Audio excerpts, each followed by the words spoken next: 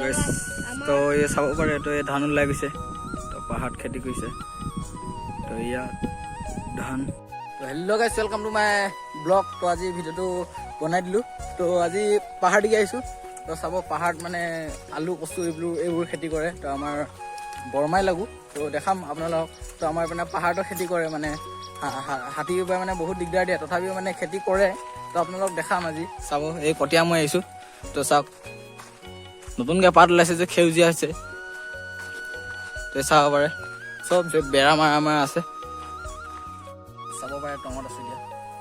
দেখাই দি আছোঁ টঙটো আৰু ভিউটো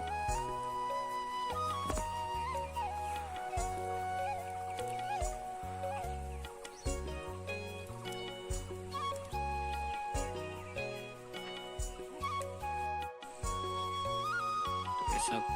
কচুৰ খেতি গোটেই মানে কচু আছে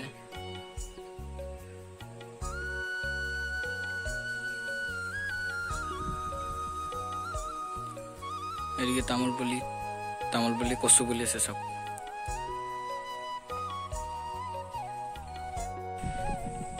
তো গাইছ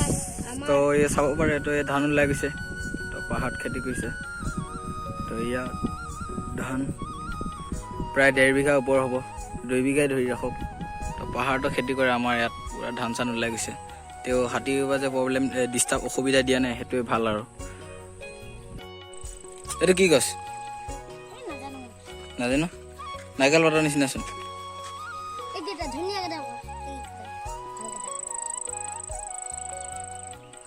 এইটো কি লগাইছ এইটো কচু এইটো বিলাহী তই পুৰা কোৰ চোৰ মাৰি থাক ন তোৰ নামটো কৈ দে এবাৰ হা